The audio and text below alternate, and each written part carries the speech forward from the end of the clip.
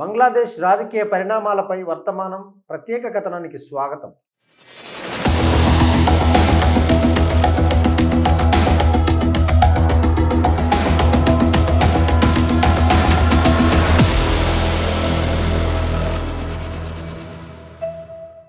బంగ్లాదేశ్ రాజకీయ పరిణామాలపై భారత్ దృష్టి సారించింది.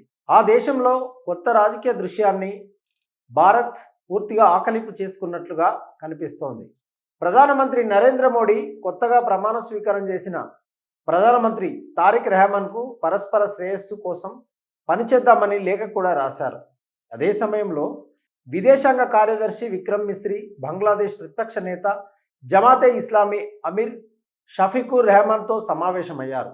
నిన్న సాయంత్రం ఢాకాలో జరిగిన రెహమాన్ ప్రమాణ స్వీకారోత్సవంలో భారతదేశానికి ప్రాతినిధ్యం వహించిన లోక్సభ స్పీకర్ ఓం ప్రకాష్ బిర్లా ప్రమాణ స్వీకారోత్సవం తర్వాత వ్యక్తిగతంగా మోడీ లేఖను బంగ్లాదేశ్ ప్రధానికి అందజేశారు. రెహమాన్ నాయకత్వం బంగ్లాదేశ్ను శాంతి, స్థిరత్వం, శ్రేయస్సు దిశగా నడిపిస్తుందని ప్రధాని మోదీ ఆ లేఖలో విశ్వాసం వ్యక్తం చేశారు. అదే సమయంలో ఉమ్మడి చరిత్ర, సాంస్కృతిక సంబంధాలు, ఆకాంక్షలపై భారత్ బంగ్లాదేశ్ మధ్య ఏర్పడిన గాఢమైనటువంటి స్నేహాన్ని భారత ప్రధాని పునరుద్ఘాటించారు. ఇరు దేశాల అభివృద్ధి ప్రాధాన్యతలు, మన మధ్య బలమైనటువంటి సంబంధాలు భవిష్యత్ సహకారానికి మార్గదర్శకంగా పనిచేస్తాయని ప్రధాని మోడీ తన లేఖలో పేర్కొన్నారు. అంతేకాదు, రెహమాన్ను తన భార్య జుబైదా, కుమార్తె జమైతో కలిసి భారతదేశానికి రావాలని ఆహ్వానించారు. డిసెంబర్లో విదేశాంగ మంత్రి ఎస్ జయశంకర్ మాదిరిగానే స్పీకర్ బిర్లా కూడా పదవి విరమణ చేసి తాత్కాలిక ప్రధాన సలహాదారు మహమ్మద్ యూనస్ను కలవకుండానే భారత్కు వచ్చేశారు.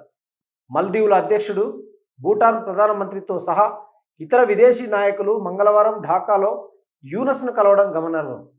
ఇప్పుడు ప్రతిపక్ష నాయకుడిగా నియమితులైన జమాత్ అమీర్తో జరిగిన సమావేశం అంత ముఖ్యమైనది కాదు.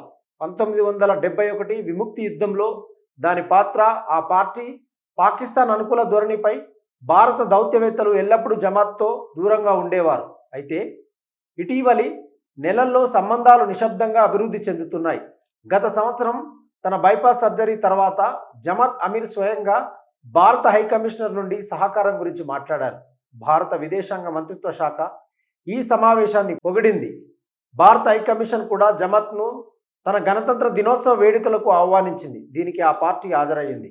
మొత్తంగా బంగ్లాదేశ్ పార్లమెంట్లో దాదాపు 10 నిమిషాల పాటు జమాత్ అధిపతితో మిస్రీ జరిపిన చిన్న సమావేశం భారతదేశం, ఆ పార్టీ మధ్య జరిగిన మొదటి బహిరంగ చర్చ కావడం గమనార్హం.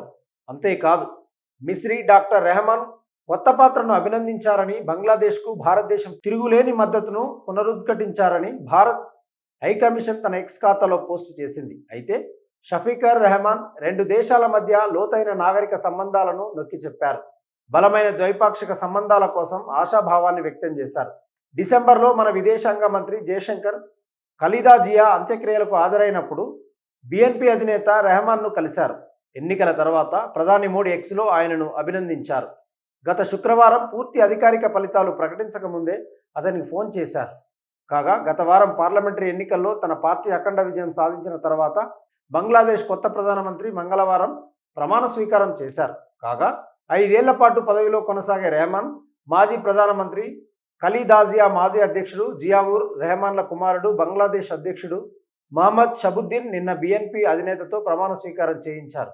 అయితే బంగ్లా క్యాబినెట్లో ఖలీలుర్ రెహమాన్ పేరు ఆకస్మికంగా వచ్చి చేరింది.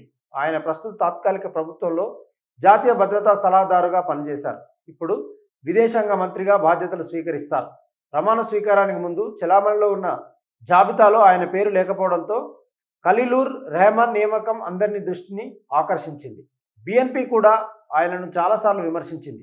ఆయన రాజీనామా చేయాలని కూడా కోరింది. మొత్తంగా 350 మంది సభ్యులు బంగ్లాదేశ్ పార్లమెంట్లో బిఎన్పి దాని భాగస్వాములు 212 సీట్లు గెలుచుకున్నారు.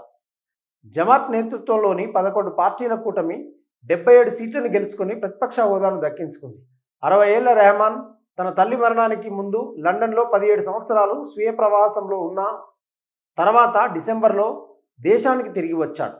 యూనస్ నేతృత్వంలోని తాత్కాలిక ప్రభుత్వం ఎన్నికలను పర్యవేక్షించింది. కాగా రెహమాన్ ప్రధాన ప్రత్యర్థి మాజీ ప్రధానమంత్రి షేక్ హసీనా నేతృత్వంలోని అవామీ లీగ్ను ఈ ఎన్నికల్లో పోటీ చేయకుండా నిషేధించారు.